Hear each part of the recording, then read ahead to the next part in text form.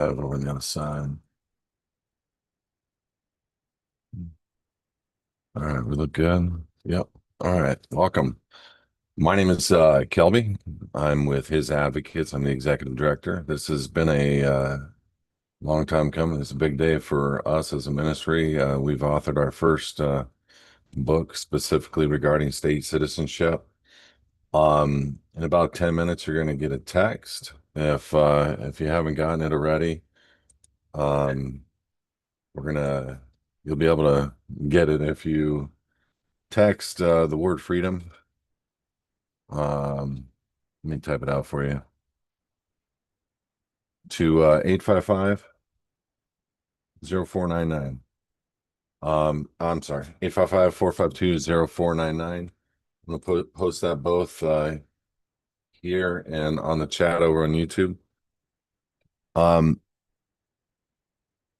this is going to give you directions or instructions on how to order the book or order the Kindle or digital version for 99 cents. We were able to get both the book and digital copy approved over the weekend. We've been kind of working on finishing up all the nuts and bolts. There's a lot involved in writing a book. I had no clue, man.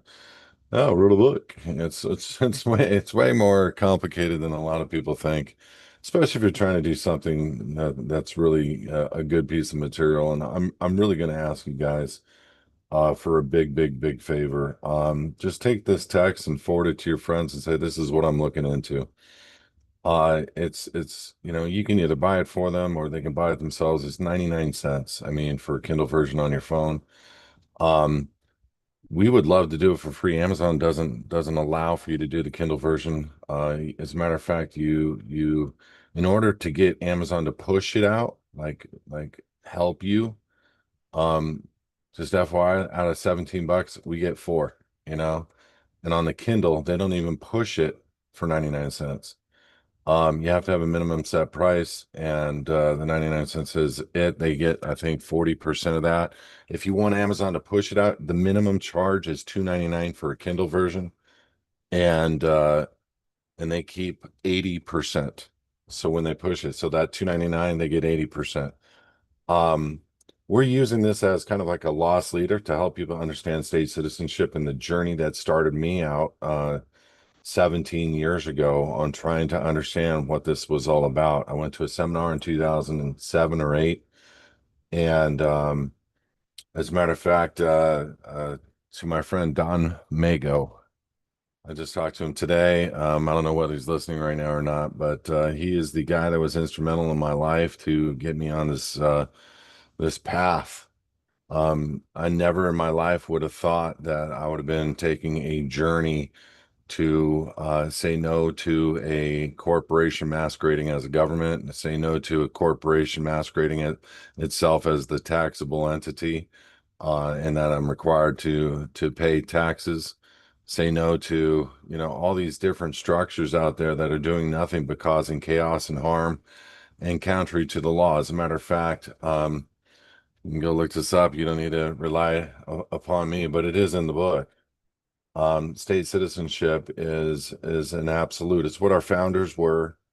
Not one single founder on the Declaration of Independence was a United States citizen. And when you just think about that just for a second and start resonating on that thought process, it really takes a new meaning. And that's the elevator speech that I always give, because a lot of times you only have 15, 20 seconds with somebody. And, I always say, they ask, what do you do? And I say, I help people with asset protection, state citizenship. We formulate churches across the world, and we try to pay as little as we can to these taxable agencies that seem to be breaking the law every single day against Americans. And you have to say that in 15 seconds. So I just tell them, hey, our founders were not United States citizens. And it really resonates when you say that. It really helps people to understand. They were colonialists. There was 13 colonies, and they got converted to states, and states are not a an entity, if you will. They're a body of people. The body of people became the government. And there's a Supreme Court ruling that says the sovereignty of the king passed to the state. And everybody always thinks that's the state of California. And that's incorrect. It's to the people that are outside of the jurisdiction of the corporation masquerading itself as the United States. And I've heard a lot of renditions of what people think happened. I've heard a lot of different things of what they think the District of Columbia is, what they think how there's two constitutions, and there really isn't, but there is kind of, and I understand where people are coming from when they say it. Um, and I've seen some pretty deep, dark things on to help you know people and try to explain to people how they've masqueraded this whole thing and brought the fraud upon the people. And this is why I always tell people it doesn't matter what your blonde orange guy, Donald Trump, doesn't matter whether he's a good guy or a bad guy, it doesn't matter what he's doing. Um, it's important what he's doing, but it doesn't matter from a standpoint of he doesn't have the ability to bring you back into Republic. I really want you to get this. Republic is only by allegiance. And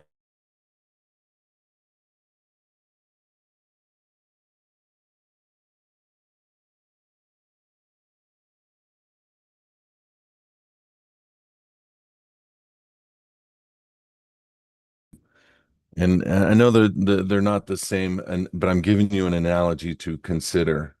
You have a God-given, unalienable right to be a whore or to be the surety or the collateral or a debtor or a prisoner or anything that you so choose. It's your God-given, unalienable right.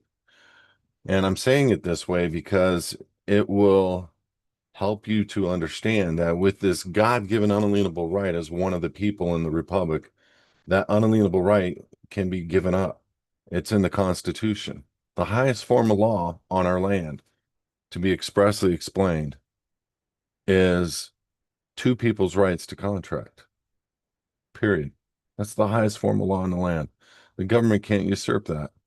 And so if man decides to contract with another man on building a house, that's their God-given unalienable right. If a man decides to be a subclass citizen called United States citizen, that's his God-given unalienable right. Yes, he's giving up a lot for very small benefit. And so in this book that you're going to get a text on in a few minutes, it's an automatic text coming to you guys. Again, if you're just jumping on, I want to, and you are not sure if you're part of this and you want to get the copy of the text, just text the word freedom to 855-452-0499. The word freedom. We're going to text you the link to the book, and you can buy the Kindle version or you can buy the paperback version. This book literally is 10 years in the making. It started in 2015. It's about 400 pages, cut back to 100 pages. We wanted to make sure we got all the points in this book. We had an attorney go through this book and make sure that all the case laws were shepherdized, meaning active law today. We give you the case law showing you that a state citizen is not a taxpayer. I can say that as many times as you want, but again, it's your God-given unalienable right. So you can be a state citizen and you can get your passport done, but as a state citizen now, where you've elected not to be a U.S. citizen, where you elected to be a state citizen, you can still contract under the IRS and fill out a W-4, a W-9, and it's a presumption, because they don't know you're a state citizen, it's a presumption that you're willing to contract and pay taxes. And so the ideology is you need to handle your business. You need to handle your affairs. So you can be a state citizen and we can get your affairs straightened out with the Department of State and get you a passport as a State of the Union citizen. Doesn't look any different. All that matters is what's in the application. And then you have to handle your affairs with every company that you go to and decide to contract with. So with the IRS, we do one thing that's called the revocation of election. It's in their own code. So look, when the IRS was created, they had to give the exit inside their code so that anybody that would find that exit would understand what it would take to get out. And it's called the revocation of election. You elect to revoke being a taxpayer. And so you not only have to do that, but you have to remove your signature lawfully from the instruments that you're authorizing them to sign on your behalf. Not only that, but you have to give public notice as to your status. So we do the passport. We do the revocation of election, removal of signature, and notice of status. It's a total of 9 letters with one agency, the IRS. We do the same for the DMV, 3 letters. Same with the SSA, Social Security Administration, 3 letters. Same with the voters for your county, 3 letters. It's super important because those are all contracts to which they've reduced your class of citizenship, confirming that you want to hold the office of driver underneath the United States, that you want to hold the office of employee under the Social Security Administration underneath the United States, that you want to hold the office of taxpayer, which is what you admit to be on the 1040, right there in the oath of office. I agree, I'm a U.S. person and a U.S. taxpayer. And so you're agreeing to being all these things on these what are called adhesion trusts. You're the only signer on these trusts. You're the only one authorizing your demise, if you will, as the surety or the collateral or the debtor, now the taxpayer, now the tax person, now the U.S. citizen, now the driver. Get it? It's your own self-allegiance. And so in the book, we even show you the case laws that show that all it is allegiance that allows you to be a state citizen, which means you don't need permission to come into freedom. You don't need their permission. This is an absolute God-given unalienable right. It's what our country was founded on. It is the most precious thing that we have here in this nation is our God-given rights to stand and say whatever we want through the First Amendment, freedom of whatever. It's unfortunate, but that's been exposed to be something that could be dangerous as well for a lot of people out there. And unfortunately, that speech is protected. But now they're creating laws for United States citizens, which they couldn't possibly create for a state citizen. They're creating laws to oppress people. They're creating laws to shut people up. As a matter of fact, listen to what I'm saying very carefully. What's happening over in the UK right now is coming to America. And I don't care who's in the office. I get it. We think that there's controls in place. We think the military is under control. We think those things, and it kind of looks really good right now. But that existing president in the office is allowing for people in his administration to talk about things that I don't agree with. And I don't think you would agree with them either, like a wearable able to track you anywhere, know exactly what's going on with your heart, with your skin, with your body, how many steps you took that day, where you are exactly at, what you are saying, what you might be even thinking about. It's a wearable. It's being talked about by RFK. These are things that we have to be concerned with as Americans. Well, over in Europe right now, if you pray in your head and you're on a street or in your own home and they get you to admit it, you will be arrested and you will serve 2 years in prison. That's where we are, being led by a faith and religion that I don't agree with at all. Meaning all the main offices in the United Kingdom are controlled by expressly one religion, one represented party, if you will, coming to this nation. There has been a long time plan to bring about a one world religion in 2027 is the year. The wearable 2026, the moving over from fiat into a global reserve currency that is not paper anymore. It's all digital, cashless society. We've heard these words forever. And what is going to happen because the Supreme Court has said certain things regarding people that took the nature of the shot. I'm going to tell you right now, I have never before had so much hope as I do now for helping people to correct what they've done in going down that road of getting that. And I'm saying that because the people that I have been allowed to meet have figured out how to reboot the DNA and start over what pharmaceuticals are doing with the cDNA and changing your DNA structure. I personally have firsthand knowledge of people that know how to correct that. And that for me is going to be a major part, health in the private, helping keep Americans free. Because if your DNA has been altered, there is a Supreme Court ruling that you are a patentable, nothing more than surety and collateral of one of the pharmaceuticals. That's not a joke. I'm not making that up. You can go research this all on your own and how they lay it out. It's like, no, that's not true, this, that, but read the fine print in what you're reading. They only have rights over cDNA, people where their genes have been altered, their DNA has been altered due to the V. And I'm saying this to you guys because we have really a short period of time. In my mind, I see America really going down this road for another 4 or 5 years. And I see their agenda, Agenda 2030, which was Agenda 21 to begin with, and it got pushed 9 years. Great. What's helping them out so much right now? AI. How is AI helping them out? Well, it's been programmed with the agenda, and it's just going to run the systems and get everybody on the same page and on the same time and on the same frame. And you watch what happens.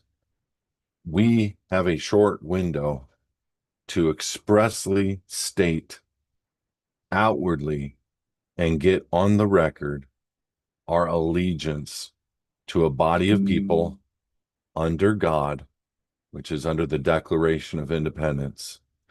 I find it fascinating that we as a people are the only nation on the face of the earth who is expressly stating we are a Christian nation. Quite literally. There's a lot of Christians out there, and there's a lot of nations that really have a lot of believers, but we are the only one that state expressly we are a Christian nation. I think we have fallen from that grace. I'm not saying we are not a Christian nation. I'm saying overall, the representation of what would look like as a Christian nation, I don't think exists anymore here on this nation. But I do find it fascinating that we are watching the rollout and the reprieve of many executive orders, many things that look like there is a fight at play, and that maybe there's a plan that we don't really know about. And I'm just going to say, okay, I'm going to go along with it. But I'm going to go back to the old adage Trump cannot re inhabit a republic for you. I don't care how far down he goes the road.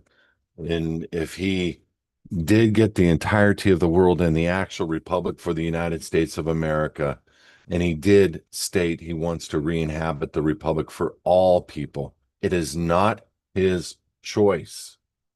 Listen to me. For you on an individual basis, it's your God-given unalienable right to be a slave or a surety to the United States. He cannot take your hand and force you to be free or to be a slave. He can't. And this is why we have to get this right now. Because there's many people on the internet expressing, oh, the republic is going to be freed by President Trump. Oh, he's already taken the steps to re-inhabit the. No, these are corporations out there that which you've made allegiance to, you've contracted with, that you have obligations to. Period. That's your right. That's the road you chose. I know it was done in collusion. I know it was done with malice and not really with full disclosure. But show me the courts that are acknowledging that. I can show you the courts that are acknowledging state citizenship. I can show you the Supreme Court of the United States of America, which acknowledges state of the Union citizenship. And this is why I'm super happy about this book. We break down where it shows the Supreme Court cases recognizing two citizenships here on our land, a federal and a state. We break down that the United States government does not have to uphold the Bill of Rights for United States citizens. We break down that a United States citizen doesn't have access to constitutional protections. We show you the law for the first time, I think, ever published in a book that succinctly states how it was done over a period of time. And that's why I'm super proud of this. And guys, this is nothing more than us trying to get information out to the masses so that the people really have an opportunity. And so I'm going to ask you to take that text that you got about 10 minutes ago and that you just forward it to your friends. Please, please forward it to your friends. Show them our website. Show them the information. Let them buy the book. It's a Kindle version, 99 cents, or you can buy it for them and send it to them. We're buying 100 books just so I can give them out to friends and members that say they can't afford it or whatever. I want to be able to help people. I want people to get this information. And I'm going to tell you right now, there's nothing out there that has been designed and worked on from a manuscript and the details of the grammar and the details of the shepherdizing of these cases and the details of how to lay it out and how to come out as this book. And so, yes, a lot of people, sometimes we have people that don't understand why we don't make a like for the passport program, how we don't make a way for people to do the passport themselves. Here's what happens. Being in this field as long as I have been, what I see is people take documents from somebody who maybe or maybe not has a reasonable intellectual, legal, lawful framework behind it with supporting case law, supporting whatever. And there may be a reasonable framework to help somebody with in a set of docs. I've seen people take these docs and they completely shift them and I've seen what would seem to me like the United States government working with certain people who are gurus, if you will, to steer people into a wrong direction. I deal with this in the book. I flat out call it out. I show where it's in the law and really what it means. And there are people that are misleading people down to become the surety again, if you will, as national, American national, national of the United States, and or state national, and these things that don't work, that whatever. And so a reasonable set of legal or lawful framework of documents I've seen go down the chain and get twisted and contorted. And by the time it actually gets to a mass or people, a group of people worthy of and now interested in set of documents, it could be one word. And if you don't know legalese or you don't know how to lawfully protect yourself, and you're just taking some set of documents right off the street, and you don't know if anybody's changed it, that's like it's like Russian roulette. You're gonna take all the bullets out but one, spin it, and hope you don't kill yourself by sending these docs in. And I'm gonna tell you, most people have done Russian roulette with their freedom.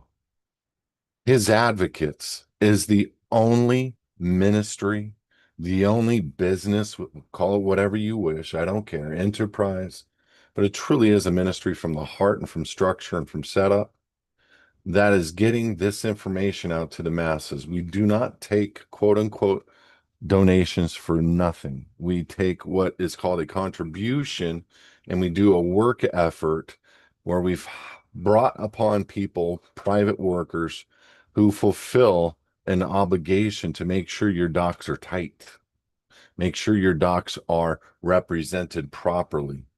So, this is why you can't create a framework that can go out to the masses, because if you receive it from somebody else and you have nothing to cross check it against, then you may be sending out something that's going to hurt you versus help you.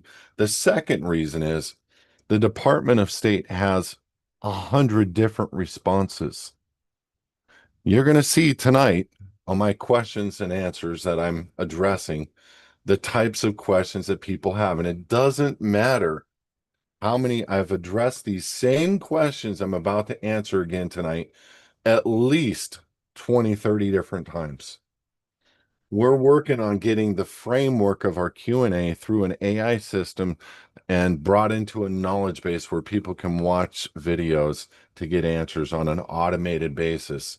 We're working as hard and quickly as we can. And I know that with this book and on the speaking tour that I'm going to go on after towards the end of September, I'm going to start going on a podcast speaking tour on big podcast shows across the country, where we are going to promote this book and promote freedom. But you got to realize something. If you hand this off to somebody and you say, here's your kit, it's a $99 kit, congratulations, go for it. And you don't have a support system to ask questions on, or you don't know if the docs are legitimate, or you get a letter from the Department of State that you don't know how to transition with and respond to. You can even look at 100 different response templates and you won't know which one to pick. It's a waste of your time. It's a waste of your energy. It's a waste of all of that. Why not?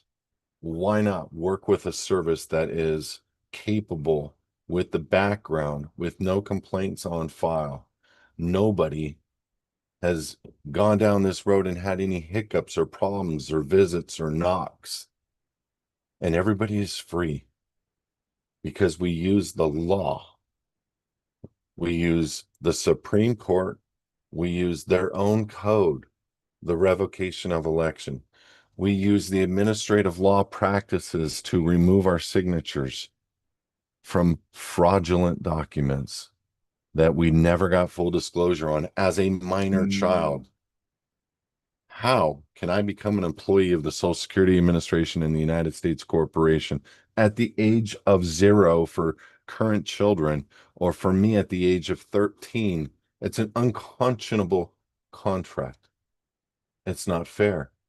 There's no reason why I should have been able to sign something with a corporation that large, giving my freedoms up for a subclass employmentship and less rights, and the removal of the Bill of Rights from my ability to be an American. I should never have been allowed to sign that. And we address that in this book eloquently. We show you the whys and the hows. And obviously, we steer you back to his advocates because there is really not a framework or a way, with the amount of responses that the Department of State has, with the amount of things that you got to consider of how they gain jurisdiction over you.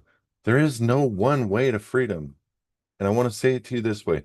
For anybody that understands contract law, you're going to get this. You are only as good as your latest contract, meaning you're only as free as your latest contract. And I want to just say something. You can correct the record of any agreement that you have on file with any company, agency, public franchise, governmental franchise, whatever you want to call them. But I'm super excited to be able to give you guys the important understanding of what we have here in this nation, to break this thing down for you guys and to help you guys understand this framework has been a long time coming.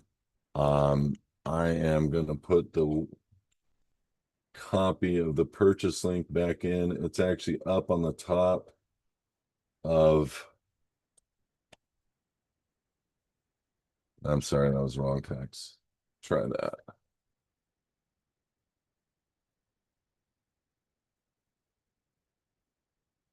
Oh, that's interesting. Now it's not coming out.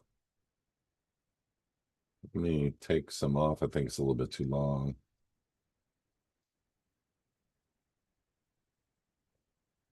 Okay. On the YouTube side, I just put the copy in there, and on the Zoom side, I just put the link back in there. Again, for the sake of humanity, there is no company in the world doing what we're doing. It's not, so I don't look at this as a funny, I don't make a pretense of trying to make uh this is the most serious thing that I have ever done in my life. I look at this as I'm freeing people in this world. Um, as a matter of fact, my name in Hebrew means Caleb. One of my best friends named his son after me. And it's super important to understand his position in the Bible. He was sent out to look on Israel's behalf, the true Israel.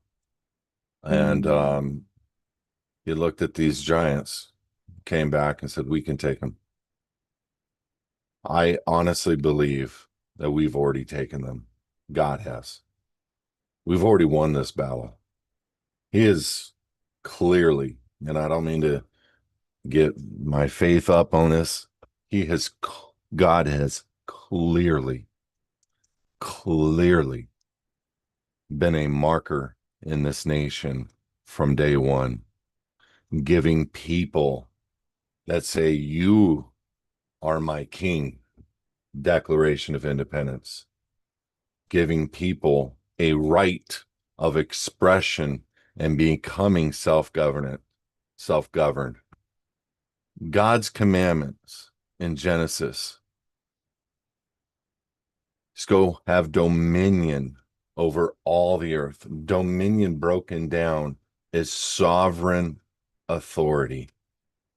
We, as his people, are not to be the surety or the collateral or the guarantor of anything or anybody else. We are to be under him directly. As a matter of fact, and I've said this many times, I haven't said this in years, by the way. I should be saying this on every call. As a matter of fact, in the Bible, God was their king. They didn't have one. He dwelt with the people. He was their king. And it says in the Bible, he was grieved when they wanted somebody to fight their lazy butt battles for them. And he gave them Saul. And then he gave them David, a king after their heart. Guys, God's design from the very beginning is for us to be self-governed, not to be under any man's authority unless you choose. Paul, when he wrote Romans 13, if you understood our law structure, you would know that they are to serve us unless you're a U.S. citizen. But if you're a citizen of the United States of America and the state to which you were born on, you have allegiance to, they serve us. We don't serve them. And this is the irony that we're playing right now. We're playing this game, and I explain it really well. And I want to thank my co-authors, Abby and Marcus. I want to thank these guys who really brought forward what I had put together a long time ago and put information together that we can now get out to the masses. I am super proud of this. This is something like none other. This is a cohesive marker plan and exit strategy that God gave us thousands of years ago. He showed us the structural design that he wanted for us when he created the first government where he dwelt with us and where there was no king over us. He was the sovereign authority, and he was teaching us to be self-governed. He was teaching us to get out there and fight our own battles. And then we gave it up. And to this date, we give it up for a pretense of being able to drive, for a pretense of having a retirement, for a pretense of being able to vote. Yes, there was a lot of trickery in from these guys. Yes, they faked us out in a lot of these things. We failed because we didn't read the fine print, but they failed you because you didn't know the difference of a United States citizen and a citizen of the United States of America. It is so slick what they did. Read the Constitution. In the beginning, the word citizen is capitalized. Read the 14th Amendment. It's lowercase and it's a possession of the United States. Then read this book.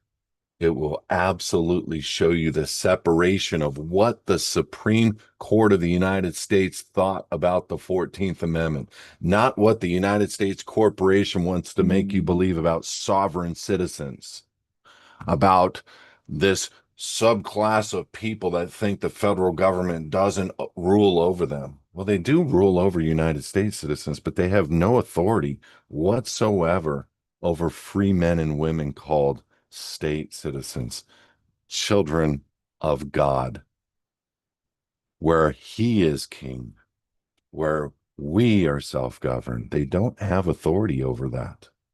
And we not only prove it in their own words, our words, but it's distinct from the beginning of time. Like God had this plan that this nation that was conflicted, this nation that had an appearance of godliness, but operated completely to the contrary, killing millions and millions of people all over the earth. This nation uh, going into bankruptcy, making the entirety of the world surety, registering every birth certificate in the world at this uh, Securities and Exchange Commission. This nation is overseeing the entirety of the world.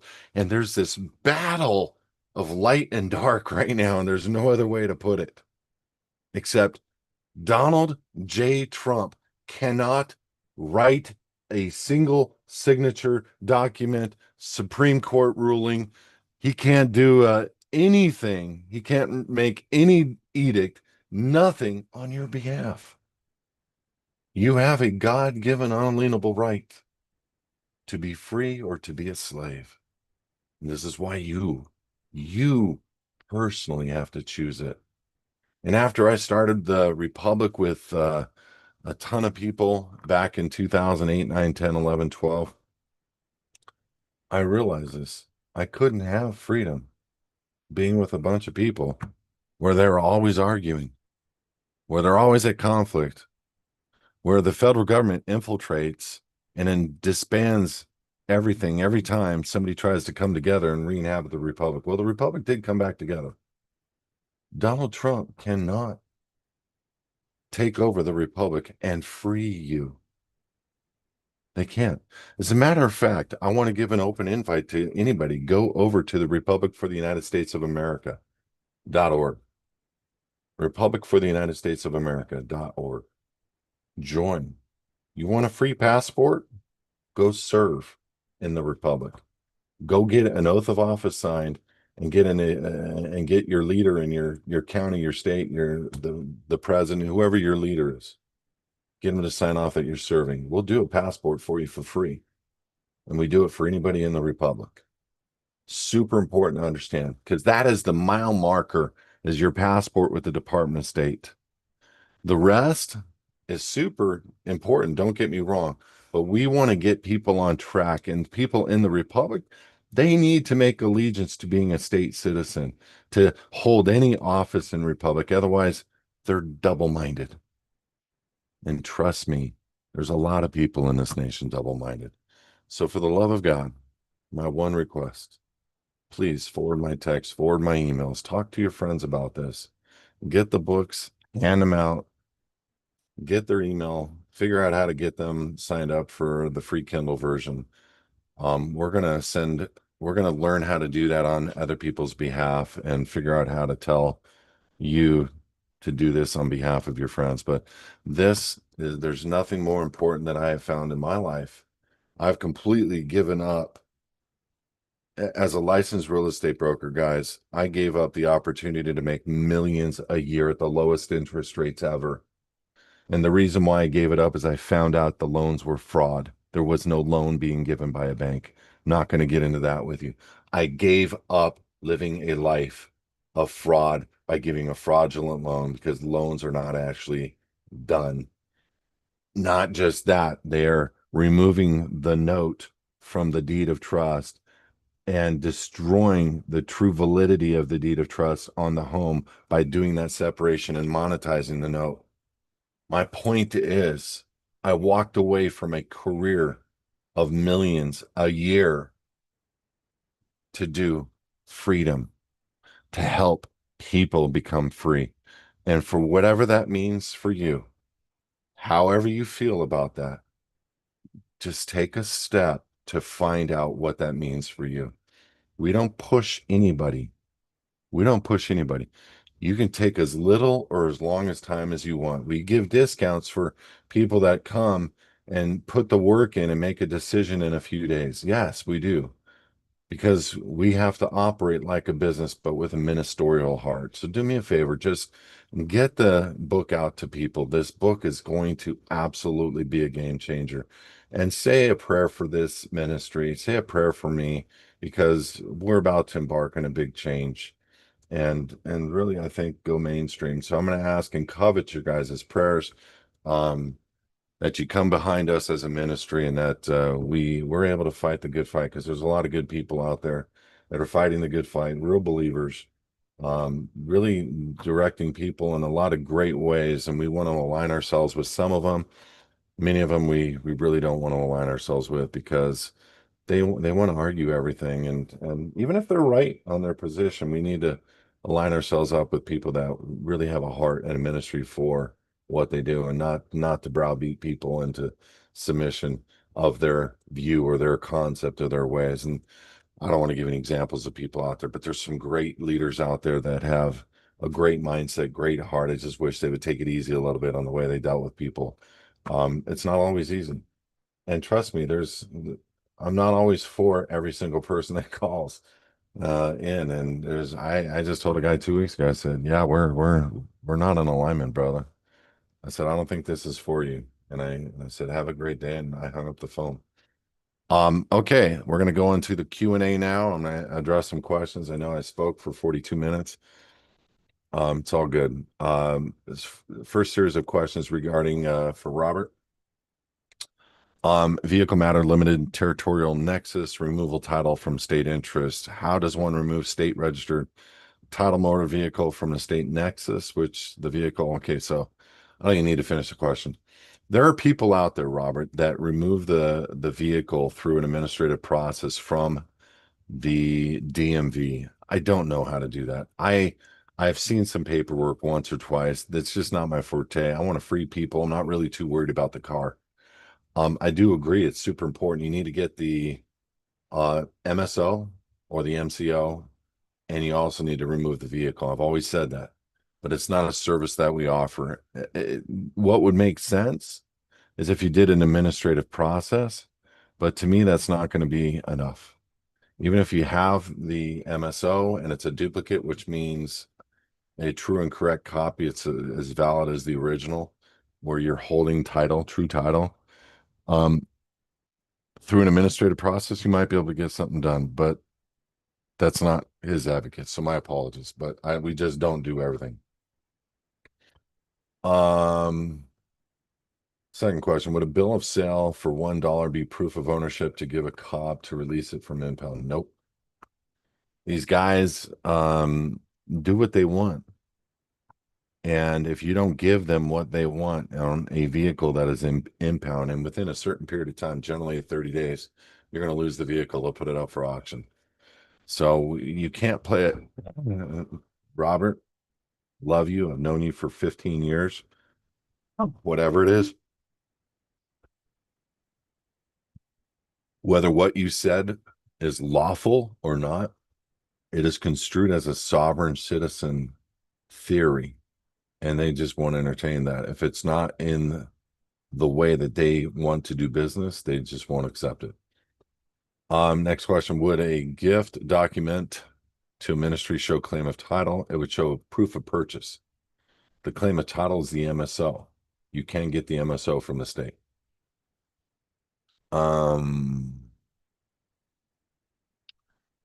Should the foundation I have contact the Motor Vehicle Commission about ownership of the vehicle is no longer, I've already addressed that. All right. So hopefully, Robert, if you need a side conversation again, I've known you a long time, bro. I'll try to look some stuff up and help you out a little bit more, but it's the element with the registration at the DMV, that's something I think has to be done from a legal standpoint.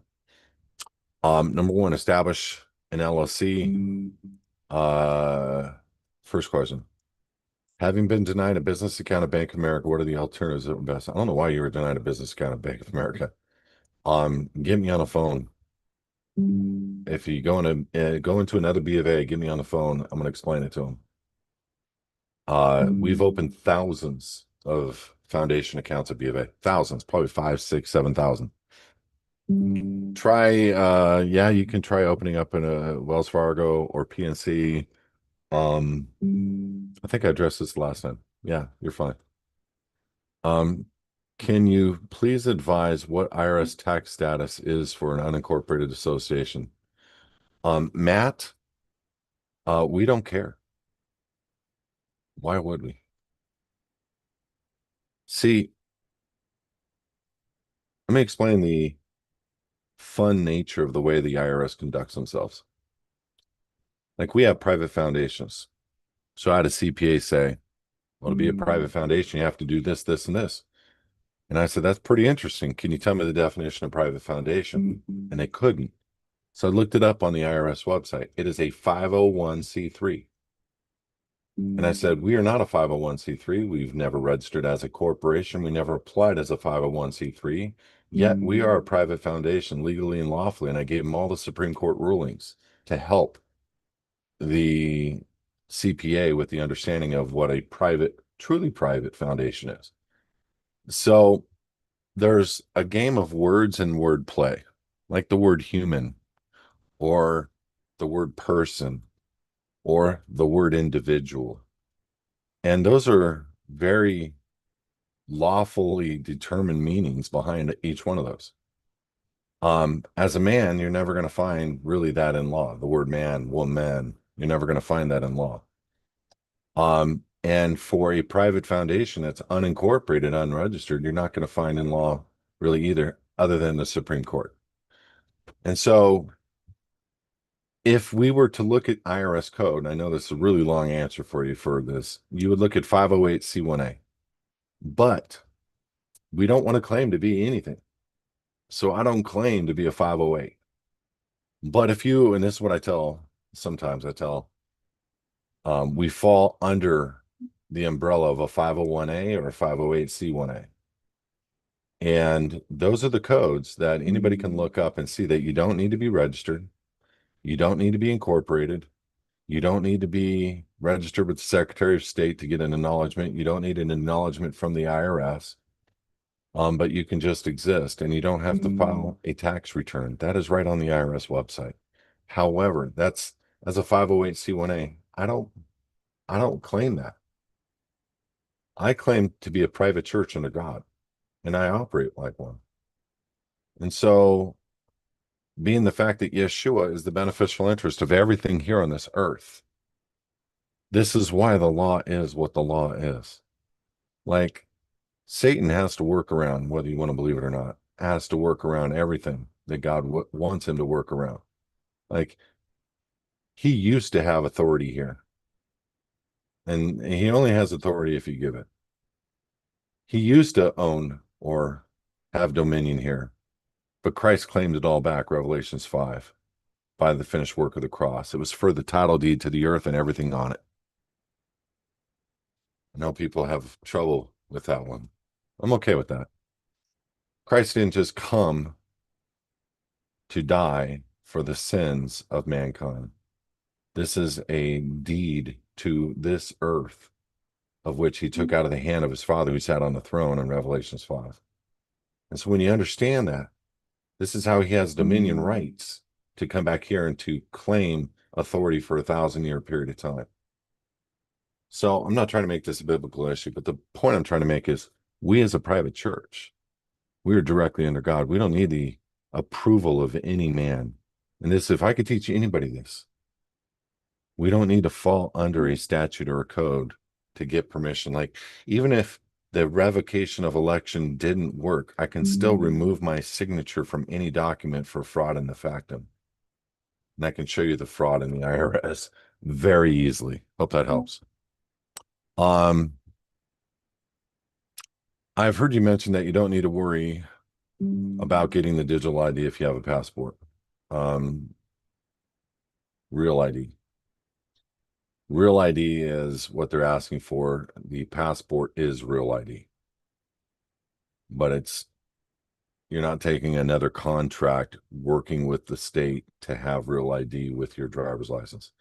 That is rather curious to me, and it makes me question why I would even want to, one, knowing the more in-depth information they request in order to issue the real ID. Well, the real ID is kind of like the TSA. If you read the fine print in real ID of a state and the real ID of the Fed, you would have a whole nother thought process for yourself on what you need to be doing, because there are elements within the real ID that I bring into question. Same with the TSA. These are both products for a corporate person. I see the difference between the two, being the real ID is the product of the nation's corporate government, and maybe the passport of international corporation of some sort. Passport is of the people, is for the people of the United States of America. Since it is recognized as an identification for those traveling from any country, I'm hesitant about getting a passport since I do not have the desire to travel outside of the borders of this nation.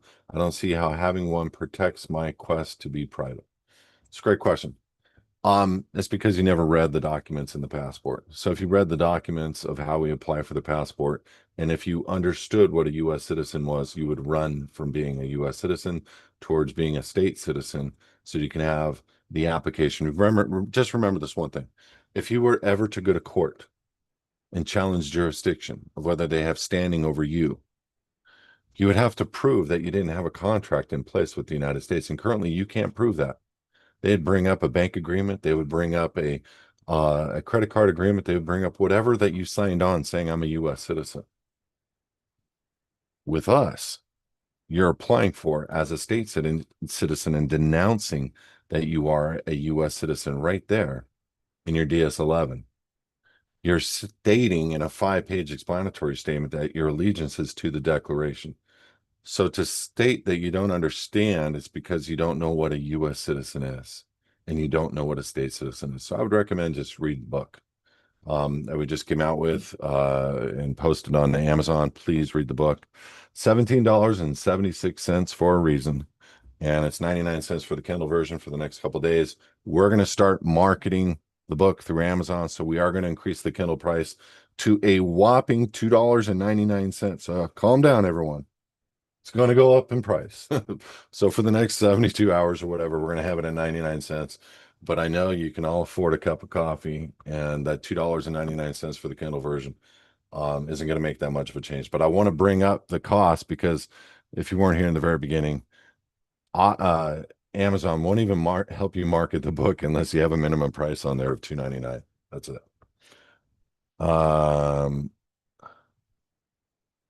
All right, so I did answer your second portion of your question. All right, so next question from Gary. How do I change the ownership of registration of my car to the foundation? Best way is go to AAA if you have a membership, or go to the DMV and just say, I donated my car to the foundation. or I sold it to the foundation for X amount. Show the purchase price, asking for the form, and you're obviously the seller and you're obviously the executive director on the foundation. So it's just a matter of how you fill things out. So if you have a AAA, go down there, get the form, and you can fill it all out online. We'll show you how, and just upload it to your ticket, and we'll walk you through how to get that accomplished. Um, yeah, you're gonna sign. It's a form. You're gonna sign over the title to the foundation, and then you're also going to sign a form with the DMV, but AAA can help you out with that. Next question for a different Gary. I found out there's a 508C status as well as a 501c3. Which one was set up with the IRS when my foundation was set up? Neither one. I have an EIN for banking purposes only, correct? I know that you spoke of many times churches are 501c3 and are required to report, correct? I have never reported for the foundation and would like clarity. If we created the foundation for you, Gary, there is no requirement in law whatsoever for you to file a return with the IRS. I'm trying to get exempt from the state of Tennessee. You don't need to be exempt. You already are. I have filed again, and I have created a micronation and a new trust to work with me foundation. Can you advise? Don't know exactly what you're trying to do, but you do not apply for the foundation to have any exemption requirement whatsoever on a form with a state. You just are exempt and you demand exemption. That's a whole nother conversation. So I went up to the UPS store today to get things notarized. However, the woman there said she was not comfortable signing. So she refused to do so. I asked her which part made her uncomfortable. I'm uploading a PDF where she stated that made her comfortable highlighted. I also upload. Okay, obviously I can't see that. So did did you try to do the UPS store docs using the notary at the UPS store? You can't do that. You have to do a notary outside. Second portion of the question, because I don't know what you uploaded there, so my apologies. Also before that, she said that they do things differently here in California when it comes to notarizing documents. They do, and we give you the proper notarial jurat on every document for California. We do that nationwide. So we use the California verbiage nationwide, completely sufficient.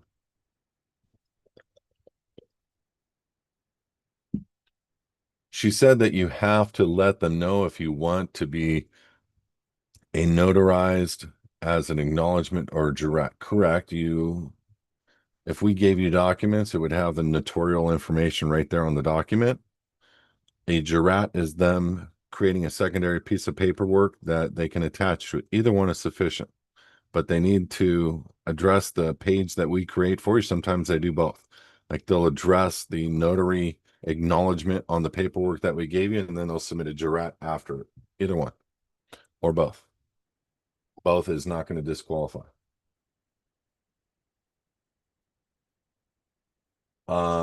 Yes, you can ask a question. Smooth Kings. I'll get to it. I'm going to look up before we get out of here. Been here an hour. We're good.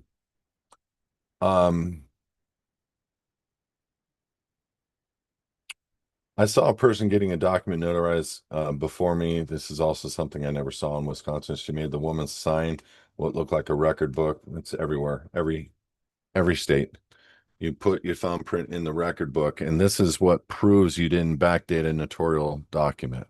And this is what proves and helps us prove the existence of a deed that was signed, showing that our deed was done before this guy's deed, and that we have a lawful position on title, kind of a thing.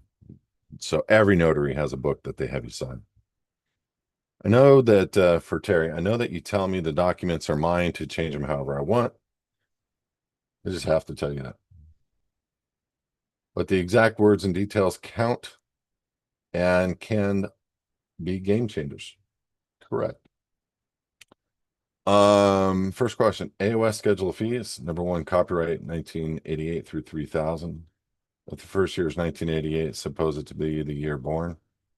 Sure. Really doesn't matter. Too much to explain in that. right now, but yeah, that's fine. You can put your year of birth. Second question, AOS clarification / confirmation, please send cover letter plus 7 pages and all exhibits to the Secretary of State. Terry, let me simplify this for you. We are doing public recordations right now. Reach out to Alex. He'll tell you what it takes to get it done. And we post it on a permanent venue on the back of one of our servers and give you proof of recording. And you can use that as public, construction notice, which is a publicly filed document being constructively served to your final docs. So it'll really make it a lot easier. And you don't need to get the apostille. You just need to do the active state. So I'm sure you're going to select that option once Alex tells you about it because it's nothing.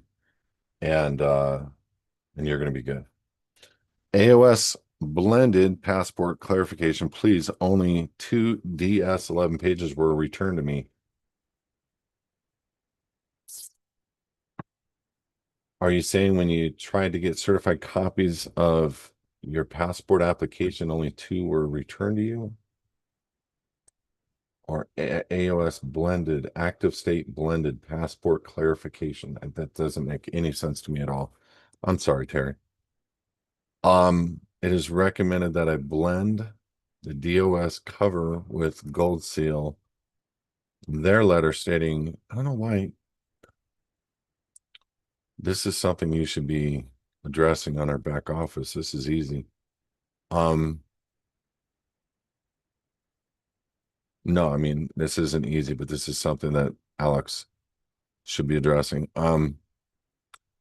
Their letter stating were released only those pages to me. How do I appeal? I don't know what you're talking about. AOS, or are you talking about DOS, Department of State? Can you please clarify somewhere?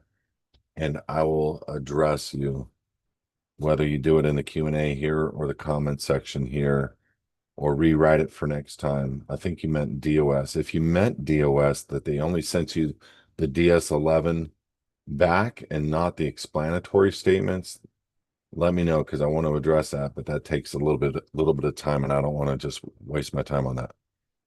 I want to make sure I know what you're asking is my point. Thank you. Error on all 3 IRS default letters. I received no responses from the IRS. That's not an error. That's perfect. So on default letter attachments list, I made a passport copy exhibit D and responses from the public franchise exhibit E. Problem. The body of the letter had public franchise exhibits D, passport exhibit E, and I overlooked changing that to match. That's not a problem. They can figure that out. The context and the attachments were listed, and the fact that it's D or E is not going to take away the integrity of what you did, which was notice. So you're fine. Don't worry about that. This is why you got to really be attentive on all your documents, but it sounds like you're doing a good job anyway. Um, Question, is it recommended that I resend default letters? No. AOS instructions recommended getting it. Don't look. Contact Alex. Ask for what it takes for us to digitally help you record your docs. Next question. In LPP or for purchase, is there a living in the private template of a lease application agreement for leasing a foundation asset home? Yeah. Yeah, we have a template lease agreement that you can ask for a copy from. That's a private side for a foundation. Yes. Second question, LPP transfer of assets document sent with the original foundation in 2024, meaning the one we gave you. I have the document completed for my foundation. The instructions from the LPP state replace all the red type print in the back and the information in black type. And if applicable to you, you can add or remove the line items that do or don't apply to you. Second, scan and file this document in your foundation records. It will be used as an exhibit in the future letters. Lastly, what letters is the transfer of assets used as exhibit? Or what do I do with it in addition to scanning and filing it in the foundation records, please? So The foundation is a set of documents that you keep in hand. And for tax reasons of cryptocurrency, for tax reasons or capital gains of assets that you may own for a home or assets that you may own for gold or silver, when you transfer those assets into a property list or sell something or donate something into a foundation, many different ways to get that accomplished. The documents that you were suggesting get that accomplished. The ones we give you get that accomplished. You want to get that, dual witness. And for me, if I was giving, and we actually have a form specifically for this for VIP members and LPP members, that if somebody needs to move money of crypto in nature, gold or silver in nature, or donate large amounts of money to, or small amounts, whatever, to a foundation, we show them how they can make that a deductible thing for themselves on a personal basis. Number two, it's a document that requires notarial signature and dual witness because that is irrefutable that it took place on XYZ date. Now, prior to the bull market really fulfilling itself over the next few years, you have donated your crypto at X. And now crypto's X and those capital gains don't apply because your organization that you donated them to have no taxable liability requirement, no capital gains requirement. You're just exempt. So to answer your question, holding it to the cuff right now is important. Putting it into your foundation documents is really all you need to do to dot your I's and cross your T's. Obviously, when you open up a bank account, they want to see foundation documents. You don't need to let them see those. You can just do the main core portion of the documents. But we're talking about just having the ammo and doing the due process and having everything in play and ready to go. It's not about whether you're ever going to have to fire the gun or to give notice of that to somebody. It's we want to do due process and make sure our I's are dotted and T's are crossed. And so we're going to create that document. We're going to get the notaries. You're going to get the dual witnesses, and we're going to put them on file and keep them in our foundation because that is what somebody would do to prove their intent if need be down the road, which nobody's going to be addressing you down the road anyway as a state citizen.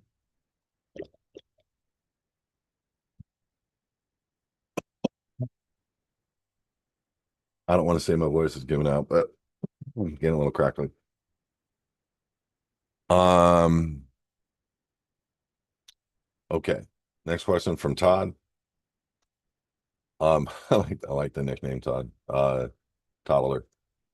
I've had no positive momentum for months now, so maybe time to pick the bank account topic again. Yeah, but first I need to prioritize the change of address of my foundation, correct? And I'm unable to make peace with the UPS store. So I'm moving my mailing address to my next door neighbor's mailbox. We addressed this last week.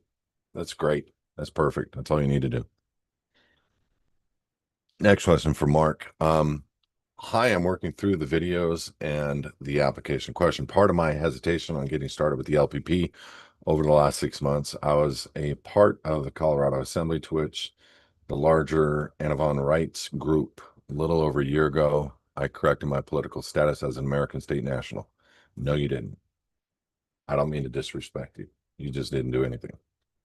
You said I'm an American state national, which has no foundation in law whatsoever for anybody. In the code, it means you're a United States citizen again.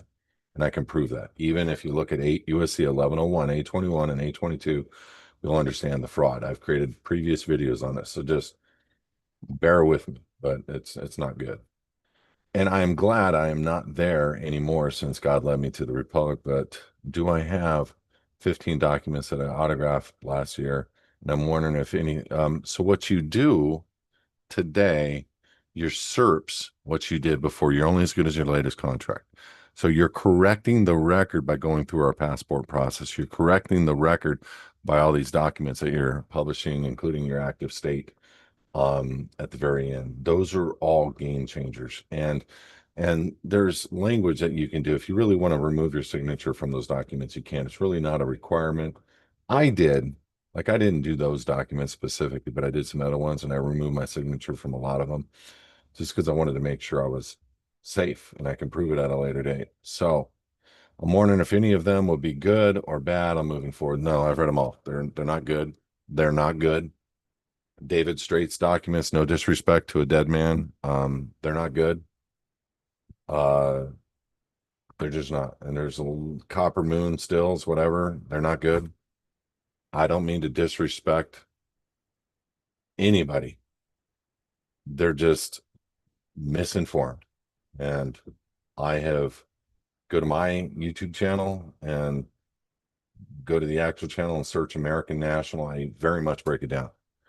So I hope that helps. But I get it. I get it. Mark, if you need a private conversation, you need actual videos explaining it through a little bit, you can't find it, let me know. We'll get them to you. Next question. I'm not sure where to find the info. Really, I would love to know more about how to create passive income on crypto that I hold. I'd also love to learn more about the safest cold wallet options. Could anybody take the time to reply to my questions? Sure. Um, so there's a website called walletscrutiny.com. I've always said to people, Trezor, Decent, the problem wallets are Ledger, and the problem way to secure is unfortunately people's misunderstanding of how and what phishing is or what scams are out there. So you can't make passive money on crypto that's held in cold storage. You might be able to in a smart contract and there's a lot of things out there that are offering that up for people in the very near future. I am not trying to make passive income today. There is coming a time where I will move money off and put it into a place where I think I will be able to make passive money on for forever.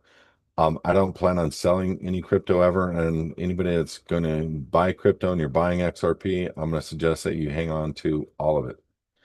Um, XRP is going to be so valuable, so valuable. And I know there's people out there talking about XRP and that they have these secondary pools in the back that banks are going to exchange on and that we're not going to be a party to that. I claim BS. I totally claim BS. And it's so simple to claim BS on it. It's because the money that came in brought it from 50 cents to $3. You can easily chase money into, and that's not even dealing with all the stuff that's coming up. Look, XRP has coming out right now a MasterCard where people can get up to a 4% in XRP on every purchase. XRP is the most applied for ETF on in the world. XRP is a pre-designed currency to be the world's reserve currency, period. Period. And I can go on and on why I believe the SEC and the lawsuit and all that was all BS. Bottom line. There's a handful of companies out there. Just wait. I know you want to get passive income right now. Let it go up in value a lot before you do that because we need to vet these companies a lot more. We need to find out what the ramifications of unloading crypto on their systems are. Do we get it back if we so choose to put it back in cold storage? Those are the types of questions. So just hang out. There's nothing really. I know you want to make some passive income, but unless it's millions of dollars, it's not worth it right now. It's just hang out. There are people that are 4% all the way up to 38%. I've seen them. I am being very cautious. And I don't care if they're registered. I don't care if they're considered, you know, and I hate to say it like this, but if I'm going to do it, I'm going to do it with a whale that has a historical track record. And I hate to say this, but it'd be probably somebody like BlackRock and or State Street or one of the mains because they do exactly what they state they're going to do. And so you got to read the fine print and ask if you want to be in that kind of a contract with them, and if you're going to be able to get your XRP or your coin back, and you want to get it off their system, because you may not need that much on their system. You may want to hold because it's kind of like a savings account anyway. You got it on your cold storage. It's doing nothing but going up in value. So keep it going up in value. And there's people out there that are talking about LLCs, this and no, no, no, no, no. Or trusts or Cook Island trusts, or get your 508c1a. I mean, I listen to all this and God love these people, but they're just either in the mainstream and they don't know any better, or they're just regurgitating somebody else's stuff. Um, Go back to the beginning of this call, you'll understand what I think about a 508, and you'll understand why we are private and we are not public, and we don't fall under the jurisdiction of anything but God. And I get bank accounts and merchant accounts, and I do all affairs in the private. And so this is the critical point of understanding all that stuff. But you do want to get your stuff donated to a foundation, and you want to get dual witnessed and notarized now. So the capital gains element and all of that. So you're going to put, we have foundation forms. We have foundations that we can create for you, but we have the forms as well to help you with the donation. If you were to buy a foundation, or if you're a VIP member, we're going to help you with those forms so that you can donate your crypto to your foundation. And for sure. So God bless you guys. I know this is a real journey in understanding how to think differently about what we've been given in life, and but it's get your stuff donated to the foundation now. And don't try to form a living trust. Foundation is way better than a living trust, because you can have trust elements inside of a foundation, but you don't want to deal with the beneficiaries, which make a taxable liability situation for somebody on both capital gains and or income and or death or whatever. At that time that a trust has to relinquish and disband and start giving out to the beneficial interest based on the death of an individual, even if it's a living trust. There's a lot of times people will rip apart that trust in a second just to sell a house inside the trust. Teach them how to keep it in a foundation. Teach them how the benefits of a foundation: avoid capital gains, death tax, estate tax, all of it. And all you got to do is show them how to operate everything inside of the foundation forever. It's pretty awesome. Next question. Yeah. I was going to donate my vehicles and trailers to the foundation. I've attached an affidavit of motor vehicle gift, transfer forms for Texas. I know I need to reserve my rights on the signature line. I wasn't sure which box. Yeah, this isn't a question for you, Micah. I'll take a look at it later on this week. I went to the DMV here in Minnesota to do a transfer title on a car donated to the foundation. They were all hung up on it being a foundation and not a 501c3. Doesn't matter. They can't do a dang thing in order to not have to pay sales tax. Okay. So that's different. Okay. They may have a statute or code or requirement that you are, in fact, a 501c3, which you are not. So even though you are tax exempt, if you want to fight that, you can. You'd have to do it administratively, or you'd have to do it through a court procedure. And we've had people fight that. I don't teach that. What are you paying? 1%, 2%? Just pay it. Get the vehicle protected, put it in the foundation. Stop worrying about sales or estate. These low level taxes that make no difference to you. And I get the principle. You don't want to pay tax. I get it. But getting the vehicle into something that's owned by God, protected, that can't be served, can't be sued, where they can't come after it. That's number one. And so just know that the fight can be done, but I don't sit there and try to teach people how to get out of sales tax, uh, or, uh, you know, any tax. We want people to not pay a dime of tax on anything, but to teach somebody on all the different taxes, on how to change the mindset of an individual at a public franchise to not tax you for something. It's not possible. I mean, you have to fight those fights yourself, and that's where self-governance and different things come into play. But you are a tax exempt organization. Making somebody believe that and put you in a specific category and getting you to not have to pay taxes, it's a whole nother subject matter. Now, with all that said, Mr. Dawson, just go and ask Alex in the back office for a document that will help you with that agency, because we have documents that we have prepared, but we don't guarantee them, but have been successful in the past with helping people. Okay, next question. Um, okay.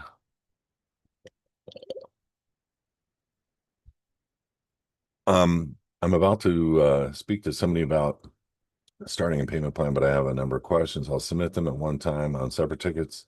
First question involves a 508c1, 5081C. I think you got that wrong. Could anything I might have said online in a previous Facebook account they suspended without cause that I can no longer access be used against me to challenge the status of a ministry in the future?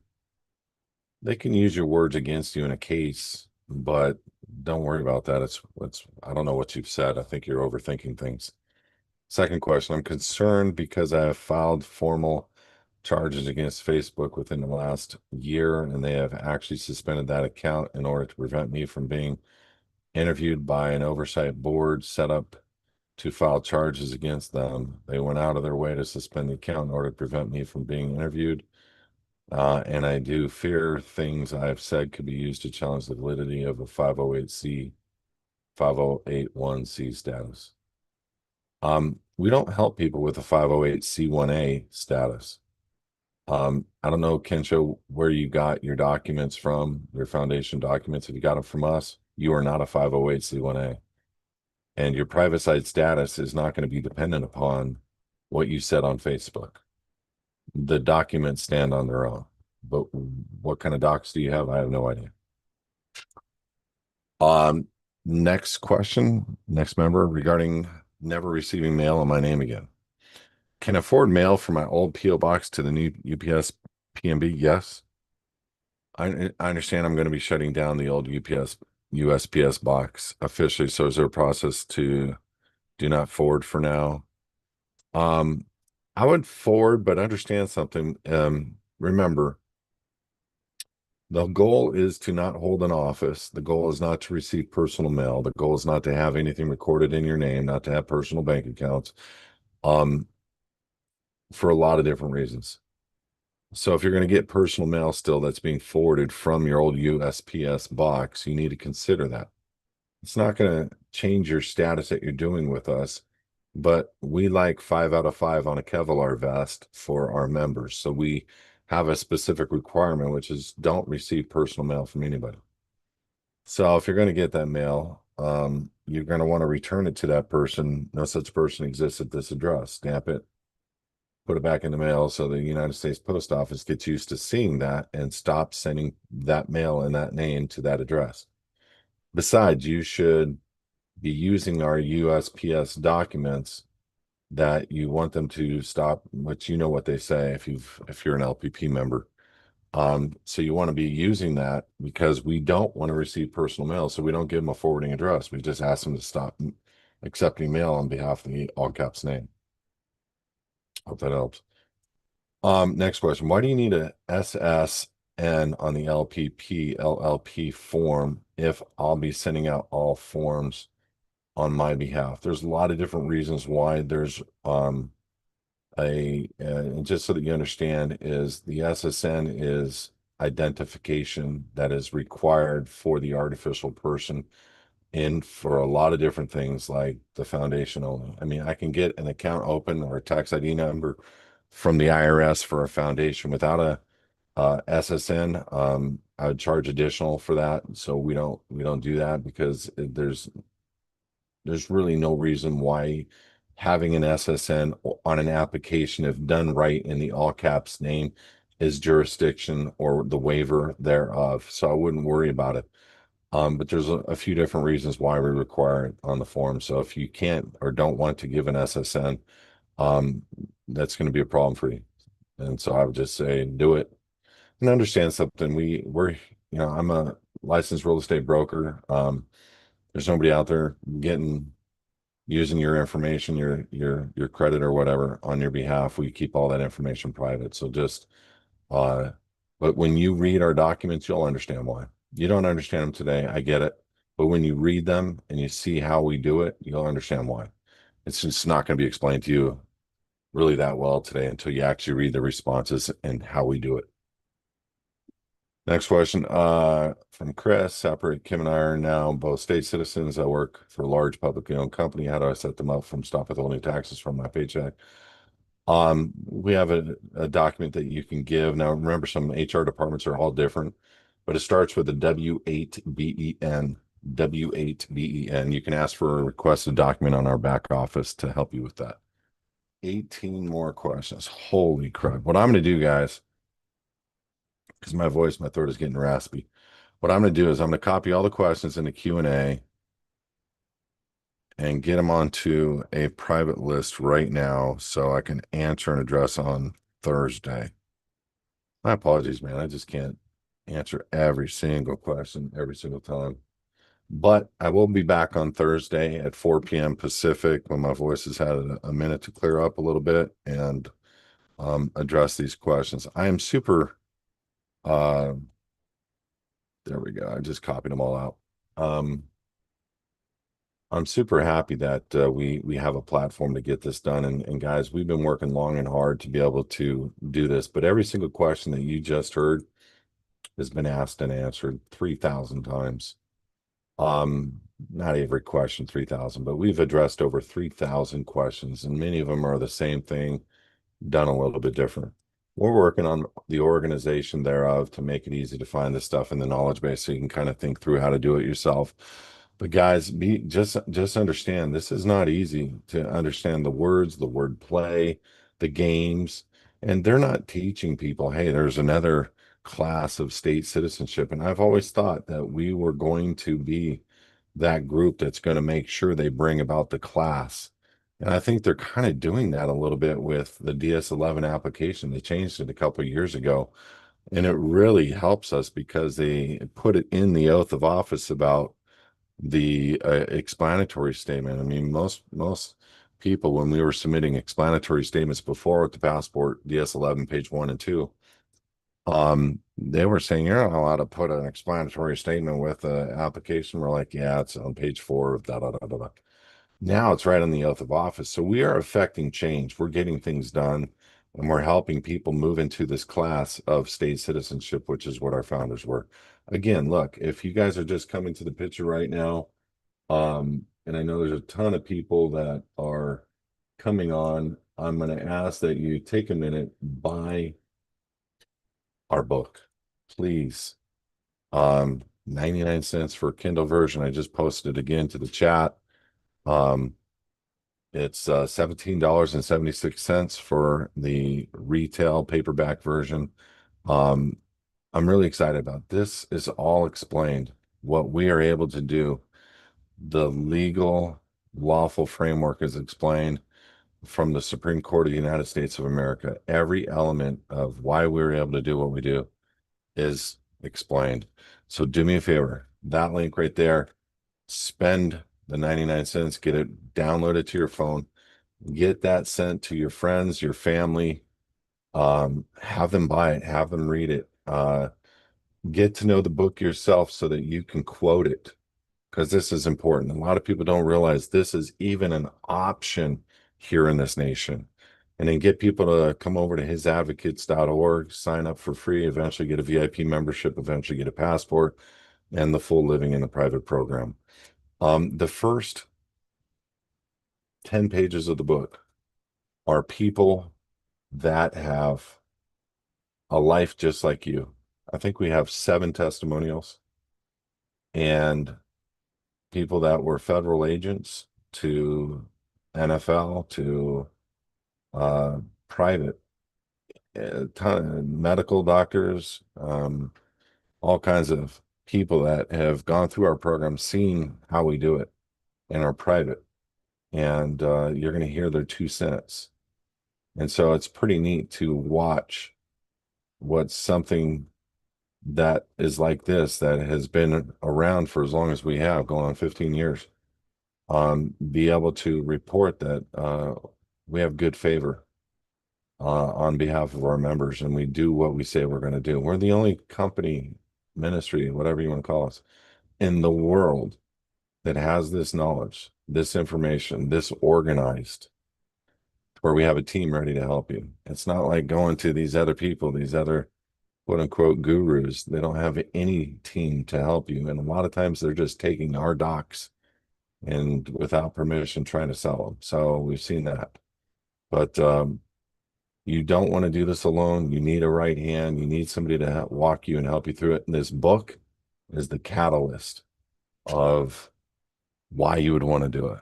And so I will be back on Thursday. I'm going to go through the questions over here on the YouTube comments, and I got the questions already here that were posted. And I will also look in the comments here on the Zoom meeting.